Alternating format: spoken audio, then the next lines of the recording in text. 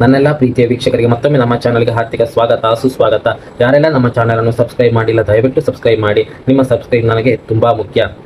ನಂದಗೋಕುಲ ನಾಳೆಯ ಸಂಚಿಕೆಯಲ್ಲಿ ಏನೆಲ್ಲ ರೋಚಕ ಘಟನೆಗಳು ನಡೆಯಲಿದೆ, ಯಾರ ಸುಳ್ಳು ಬಯಲಾಗಲಿದೆ, ಯಾರಿಗೆ ಸತ್ಯದ ಬೆಲೆ ಕಟ್ಟಬೇಕಾಗುತ್ತೆ ಅನ್ನೋದನ್ನ ನೋಡಿಕೊಂಡು ಬರೋಣ. ನಾಳೆಯ ಸಂಚಿಕೆಯ ಆರಂಭದಲ್ಲೇ ಕತೆ ದೊಡ್ಡ ತಿರುವು ಪಡೆದುಕೊಳ್ಳುತ್ತದೆ. ಒಂದು ಕಡೆ ಮನೆಯ ಶುಭ ಕಾರ್ಯ ನಡೆಯುವ ಸಂತೋಷದ ವಾತಾವರಣ ಇದ್ದರೆ, ಇನ್ನೊಂದು ಕಡೆ ಮಾತ್ರ ಮಾಧವ ತುಂಬಾ ಕೋಪಗೊಂಡಿರುತ್ತಾನೆ. ತಮ್ಮ ಮಾವ ಯಾವುದೇ ತಪ್ಪು ಮಾಡಿಲ್ಲ ಅನ್ನೋ ನಂಬಿಕೆಯಿಂದ ಮಾಧವ ಇನ್ಸ್ಪೆಕ್ಟರ್ ಮುಂದೆ ಧೈರ್ಯವಾಗಿ ಮಾತನಾಡುತ್ತಾನೆ. ಬೇಕಂತಲೇ ತಮ್ಮ ಮನೆಯ ಶುಭ ಕಾರ್ಯವನ್ನು ಹಾಳ ಮಾಡಬೇಕು, ಮನೆಯ ಮರ್ಯಾದೆಯನ್ನು ಊರಿನ ಮುಂದೆ ಕಡಿಮೆ ಮಾಡಬೇಕು ಅನ್ನೋ ಉದ್ದೇಶದಿಂದಲೇ ಈ ರೀತಿ ಮಾಡಿದ್ದಾರೆ ಸೂರ್ಯಕಾಂತ್ ಎಂದು ಆರೋಪಿಸುತ್ತಾರೆ. ಅದೇ ಸಂದರ್ಭದಲ್ಲಿ ಮನೆಯವರು ಕೂಡ ತಮ್ಮ ಗಂಡ ಯಾವುದೇ ಕಳ್ಳತನ ಮಾಡಿಲ್ಲ, ಯಾವುದೇ ತಪ್ಪು ಮಾಡಿಲ್ಲ ಎಂದು ಸ್ಪಷ್ಟವಾಗಿ ಹೇಳುತ್ತಾರೆ. ಇಲ್ಲಿ ಒಂದು ವಿಷಯವನ್ನು ನಾವು ಗಮನಿಸಬೇಕು. ಒಬ್ಬ ವ್ಯಕ್ತಿಯ ಮೇಲೆ ಆರೋಪ ಮಾಡುವುದು ತುಂಬಾ ಸುಲಭ, ಆದರೆ ಆ ಆರೋಪ ನಿಜ ಅಂತ ಸಾಬೀತು ಮಾಡುವುದು ಅಷ್ಟು ಸುಲಭವಲ್ಲ. ಯಾರಾದರೂ ನಮ್ಮ ಬಗ್ಗೆ ತಪ್ಪಾಗಿ ಒಂದು ಮಾತು ಹೇಳಿದರೆ ಆ ಮಾತು ಕ್ಷಣಾರ್ಧದಲ್ಲಿ ಎಲ್ಲರಿಗೂ ತಲುಪಬಹುದು, ಆದರೆ ನಾವು ನಿರಪರಾಧಿ ಅಂತ ಸಾಬೀತುಪಡಿಸಲು ಸಾಕಷ್ಟು ಸಮಯ ಬೇಕಾಗುತ್ತದೆ. ಇದೇ ಪರಿಸ್ಥಿತಿಯೇ ಇಲ್ಲಿ ಕೂಡ ಕಾಣಿಸುತ್ತದೆ. ಮಾಧವ ಮತ್ತು ಮನೆಯವರು ಎಷ್ಟೇ ಸಮರ್ಥಿಸಿಕೊಂಡರೂ ಸೂರ್ಯಕಾಂತ್ ಮತ್ತು ಚಂದ್ರಕಾಂತ್ ಮಾತ್ರ ಒಳಗೊಳಗೆ ಕೋಪದಿಂದ ಕುದಿಯುತ್ತಿರುತ್ತಾರೆ. ಆದರೆ ಇಲ್ಲಿ ಅವರ ಪ್ಲಾನ್ ದೊಡ್ಡ ಹೊಡೆತ ಬೀಳುತ್ತದೆ. ಇನ್ಸ್ಪೆಕ್ಟರ್ ಒಂದು ಮುಖ್ಯವಾದ ಪ್ರಶ್ನೆ ಕೇಳುತ್ತಾರೆ. ನಿಮ್ಮ ಮನೆಯಲ್ಲಿ ನಿಜವಾಗಿಯೂ ಕಳ್ಳತನ ಆಗಿದೆಯಾ? ಅದಕ್ಕೆ ಮನೆಯವರು ಇಲ್ಲ ಅಂತ ಹೇಳುತ್ತಾರೆ. ಕಳ್ಳತನವೇ ಆಗಿಲ್ಲ ಅಂದ ಮೇಲೆ ಯಾರನ್ನಾದರೂ ಕಳ್ಳತನದ ಆರೋಪದಲ್ಲಿ ಅರೆಸ್ಟ್ ಮಾಡೋಕೆ ಸಾಧ್ಯವಿಲ್ಲ ಅನ್ನೋ ವಿಚಾರ ಇನ್ಸ್ಪೆಕ್ಟರ್ ಸ್ಪಷ್ಟವಾಗಿ ಹೇಳುತ್ತಾರೆ. ಹೀಗಾಗಿ ಕೊನೆಗೆ ಅವರು ಅಲ್ಲಿಂದ ಹೊರಟು ಹೋಗುತ್ತಾರೆ. ಇದನ್ನು ನೋಡಿದಾಗ ನಿಜವಾಗಿಯೂ ಅಯ್ಯೋ ಪಾಪ ಅನ್ನೋದು ಸಹಜ. ಯಾಕೆಂದ್ರೆ ಒಬ್ಬ ನಿರಪರಾಧಿ ಮನುಷ್ಯನನ್ನು ರಾತ್ರಿ ಮನೆಯ ಮುಂದೆ ಕಾದು ನಿಲ್ಲಿಸಿ ನಂತರ ಕಂಬಕ್ಕೆ ಕಟ್ಟಿ ಹಾಕಿ ಅವಮಾನ ಮಾಡಿರುವುದು ಎಷ್ಟು ನೋವು ಕೊಡುತ್ತದೆ ಅಲ್ವಾ? ಪ್ರಿಯಾಳ ಅಮ್ಮ ಮಾತ್ರ ಇದನ್ನೇ ಅವಕಾಶ ಮಾಡಿಕೊಂಡು ನಾಟಕ ಮುಂದುವರಿಸುತ್ತಾರೆ. ಆದರೆ ಈ ಬಾರಿ ಪ್ರಿಯಾಳ ಮನೆಯವರ ಪ್ರಯತ್ನ ಅಷ್ಟು ಸುಲಭವಾಗಿ ಯಶಸ್ವಿಯಾಗುವುದಿಲ್ಲ. ಅವರು ಎಷ್ಟೇ ಕೆಟ್ಟದನ್ನ ಬಯಸಿದರೂ, ಮನೆಯ ಶುಭ ಕಾರ್ಯವನ್ನು ಹಾಳು ಮಾಡಬೇಕು ಅಂತ ಎಷ್ಟೇ ಪ್ರಯತ್ನಿಸಿದರೂ ಕೊನೆಗೆ ಎಲ್ಲರೂ ಅವರ ವಿರುದ್ಧವಾಗಿಯೇ ಹೋಗುತ್ತದೆ.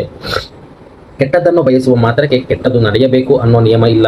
ಒಳ್ಳೆಯ ಮನಸ್ಸಿನಿಂದ ಮುಂದೆ ಸಾಗುವವರಿಗೆ ಕೆಲವೊಮ್ಮೆ ಸಮಸ್ಯೆಗಳು ಬಂದರೂ ಕೊನೆಗೆ ಸತ್ಯವೇ ಗೆಲ್ಲುತ್ತದೆ ಅನ್ನೋದನ್ನ ಈ ಸನ್ನಿವೇಶ ಮತ್ತೊಮ್ಮೆ ತೋರಿಸುತ್ತದೆ.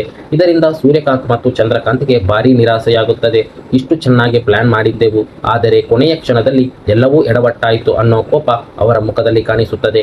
ಆದರೂ ಚಂದ್ರಕಾಂತ್ ಬೇಸರ ಪಟ್ಟಾಗ ಸೂರ್ಯಕಾಂತ್ ಮಾತ್ರ ಈ ಅವಕಾಶ ಹೋಗಿದೆ ಅಷ್ಟೇ, ಇನ್ನೊಂದು ಅವಕಾಶ ಸಿಗುತ್ತದೆ, ಆಗ ನಂದನನ್ನು ನೋಡಿಕೊಳ್ಳೋಣ ಅನ್ನೋ ರೀತಿಯಲ್ಲಿ ಮಾತನಾಡುತ್ತಾರೆ. ಆದರೆ ಇವರ ಮನಸ್ಸಿನಲ್ಲಿ ಇನ್ನೂ ಕುತಂತ್ರ ಮುಗಿದಿಲ್ಲ ಅನ್ನೋದು ಇಲ್ಲಿ ಸ್ಪಷ್ಟವಾಗುತ್ತದೆ.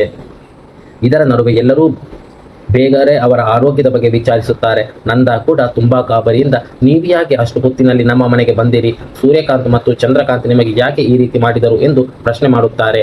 ಆದರೆ ಬೀಗರು ನಿಜವಾದ ಕಾರಣ ಹೇಳದೆ ಯಾವುದೂ ಕೆಲಸಕ್ಕಾಗಿ ಬಂದಿದ್ದೆ ಎಂದು ತಪ್ಪಾಗಿ ಅರ್ಥ ಮಾಡಿಕೊಂಡು ನನ್ನನ್ನು ಕಳ್ಳ ಅಂತ ತಿಳಿದು ಕಂಬಕ್ಕೆ ಕಟ್ಟಿದರು ಎಂದು ಹೇಳುತ್ತಾರೆ. ಇಲ್ಲಿ ನಂದನ ಮನಸ್ಸಿನಲ್ಲಿ ಮಾತ್ರ ಒಂದು ಅನುಮಾನ ಮೂಡುತ್ತದೆ. ಸುಮ್ಮನೆ ಯಾರನ್ನಾದರೂ ಕಂಬಕ್ಕೆ ಕಟ್ಟಿಬಿಡುತ್ತಾರಾ?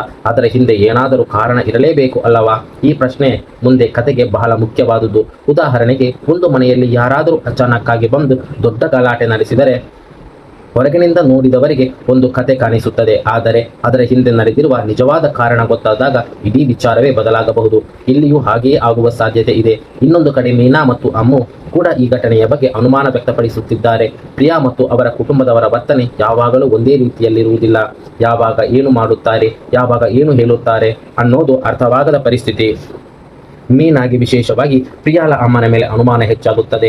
ಯಾಕೆಂದ್ರೆ ಅವರು ಯಾವಾಗಲೂ ಒಂದಲ್ಲ ಒಂದು ಸುಳ್ಳು ಹೇಳುತ್ತಿರುವುದರಿಂದ ಯಾವುದು ಸತ್ಯ ಯಾವುದು ಸುಳ್ಳು ಅನ್ನೋದನ್ನ ಕಂಡುಹಿಡಿಯುವುದೇ ಕಷ್ಟವಾಗಿದೆ. ಆದರೆ ಕಥೆಯ ದೊಡ್ಡ ಸ್ಫೋಟ ಇನ್ನು ಮುಂದೆ ಇದೆ. ಪ್ರಿಯಾಳ ಒಡವೆಗಳನ್ನು ಹಾಕಿಕೊಳ್ಳುತ್ತಿರುವಾಗ ಅವಳ ಮನಸ್ಸಿನಲ್ಲಿ ಭಯ ಶುರುವಾಗುತ್ತದೆ. ಅಪ್ಪಿ ತಪ್ಪಿ ಈ ಒಡವೆಗಳು ಡೂಪ್ಲಿಕೇಟ್ ಅಂತ ಮನೆಯವರಿಗೆ ಗೊತ್ತಾದ್ರೆ ಅತ್ತೆ ಮಾವ ನನ್ನನ್ನು ಕ್ಷಮಿಸುತ್ತಾರಾ, ನನ್ನನ್ನು ಮನೆಯಿಂದ ಹೊರಗೆ ಕಳಿಸುತ್ತಾರಾ?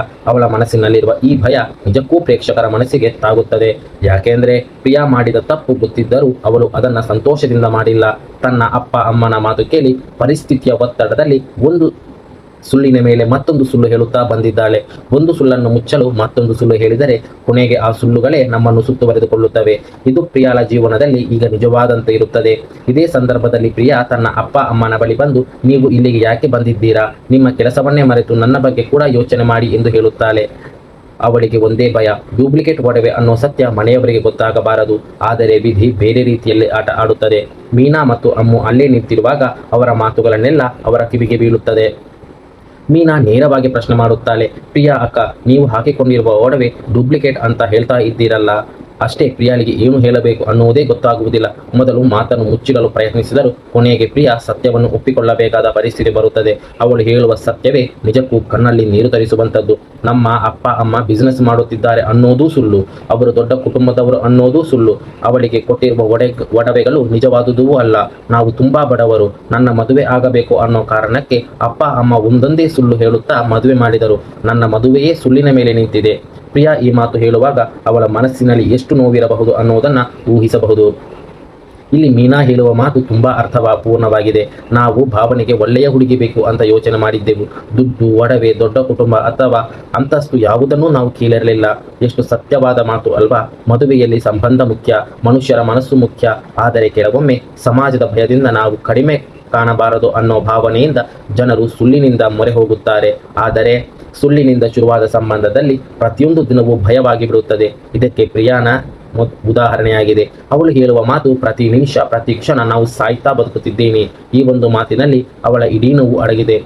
ಕೊನೆಗೆ ಪ್ರಿಯಾ ಒಂದು ದೊಡ್ಡ ನಿರ್ಧಾರ ತೆಗೆದುಕೊಳ್ಳುತ್ತಾರೆ. ನಾನು ಇನ್ನು ಈ ಸುಳ್ಳನ್ನು ಹೇಳಿಕೊಂಡು ಬದುಕಲು ಸಾಧ್ಯವಿಲ್ಲ. ಮಾವನ ಹತ್ತಿರ ಹೋಗಿ ಎಲ್ಲಾ ಸತ್ಯ ಹೇಳಿಬಿಡ್ತೇನೆ. ಅವರ ಯಾವ ಶಿಕ್ಷೆ ಕೊಟ್ಟರೂ ನಾನು ಅನುಭವಿಸುತ್ತೇನೆ. ಇಲ್ಲಿ ಕಥೆಯ ನಿಜವಾದ ಭಾವನಾತ್ಮಕ ತಿರುವಿಗೆ ಬರುತ್ತದೆ. ಯಾಕೆಂದ್ರೆ ಸತ್ಯ ಹೇಳಿದರೆ ತನ್ನ ಜೀವನವೇ ಬದಲಾಗಬಹುದು ಅನ್ನೋದು ಪ್ರಿಯಾಳಿಗೆ ಗೊತ್ತಿದೆ. ಆದರೂ ಸುಳ್ಳಿನ ಭಾರ ಹೊತ್ತು ಬದುಕುವುದಕ್ಕಿಂತ ಸತ್ಯ ಹೇಳಿ ಶಿಕ್ಷೆ ಅನುಭವಿಸುವುದೇ ಮೇಲು ಅನ್ನೋ ನಿರ್ಧಾರಕ್ಕೆ ಬರುತ್ತಾಳೆ. ಇದು ಪ್ರಿಯಾಳಿಗೆ ಪಶ್ಚಾತ್ತಾಪದ ಕ್ಷಣ. ಮೀನಾ ಮತ್ತು ಅಮ್ಮು ಕೂಡ ಅವಳ ಮನಸ್ಥಿತಿಯನ್ನು ಅರ್ಥ ಮಾಡಿಕೊಳ್ಳುತ್ತಾರೆ. ಪಾಪ ಅಪ್ಪ ಅಮ್ಮ ಹೇಳಿದ ಸುಳ್ಳಿನಿಂದ ಈ ಹುಡುಗಿ ಇಷ್ಟೊಂದು ಕಷ್ಟಪಡ್ತಾ ಇದ್ದಾಳೆ ಅನ್ನೋ ಅನುಕಂಪ ಅವರ ಮನಸ್ಸಿನಲ್ಲಿ ಮೂಡುತ್ತದೆ. ಇಲ್ಲಿಂದ ಮುಂದಿನ ಸಂಚಿಕೆಯ ಮೇಲೆ ಪ್ರೇಕ್ಷಕರ ಕುತೂಹಲ ಹೆಚ್ಚಾಗುತ್ತದೆ. ಪ್ರಿಯಾ ನಿಜವಾಗಿಯೂ ಮಾವನ ಮುಂದೆ ಹೋಗಿ ಎಲ್ಲಾ ಸತ್ಯ ಹೇಳ್ತಾಳ? ಡೂಪ್ಲಿಕೇಟ್ ಒಡವೆ ಅನ್ನೋ ವಿಚಾರ ಮನೆಯವರಿಗೆ ಗೊತ್ತಾಗುತ್ತದೆಯಾ? ಸತ್ಯ ಗೊತ್ತಾದ ಮೇಲೆ ಅತ್ತೆ ಮಾವ ಪ್ರಿಯಾಳನ್ನು ಕ್ಷಮಿಸುತ್ತಾರಾ? ಸೂರ್ಯಕಾಂತ್ ಮತ್ತು ಚಂದ್ರಕಾಂತ್ ಇನ್ನೇನು ಹೊಸ ಪ್ಲಾನ್ ಮಾಡ್ತಾರೆ? ನಂದನ ವಿರುದ್ಧ ಅವರು ಮಾಡುತ್ತಿರುವ ಕುತಂತ್ರಕ್ಕೆ ಕೊನೆ ಯಾವಾಗ ಬರುತ್ತದೆ? ಇವೆಲ್ಲದಕ್ಕೆ ಉತ್ತರ ಸಿಗಬೇಕಾದರೆ ಮುಂದಿನ ನಂದಗೋಕುಲದ ಸಂಚಿಕೆಗಳನ್ನು ನೋಡಬೇಕು. ವಿಶೇಷವಾಗಿ ಪ್ರಿಯಾ ಸತ್ಯ ಹೇಳಲು ಮುಂದಾಗಿರುವುದು ಕಥೆಯಲ್ಲಿ ದೊಡ್ಡ ಬದಲಾವಣೆಗೆ ಕಾರಣವಾಗಬಹುದು. ಹಾಗಾದರೆ ಸ್ನೇಹಿತರೆ, ಪ್ರಿಯಾ ಸತ್ಯ ಹೇಳಿದಾಗ ಅವಳ ಜೀವನ ಯಾವ ದಿಕ್ಕಿನ ಕಡೆ ತಿರುಗುತ್ತದೆ ಅನ್ನೋದು ಕಾದು ನೋಡೋಣ. ನಿಮಗೆ ಏನನ್ನಿಸುತ್ತದೆ? ಪ್ರಿಯಾ ಸತ್ಯ ಹೇಳಿದರೆ ಮನೆಯವರು ಅವರನ್ನು ಕ್ಷಮಿಸುತ್ತಾರಾ ಅಥವಾ ಶಿಕ್ಷೆ ಕೊಡಬೇಕಾ? ನಿಮ್ಮ ಅನಿಸಿಕೆಯನ್ನು ಕಾಮೆಂಟ್ನಲ್ಲಿ ತಿಳಿಸಿ.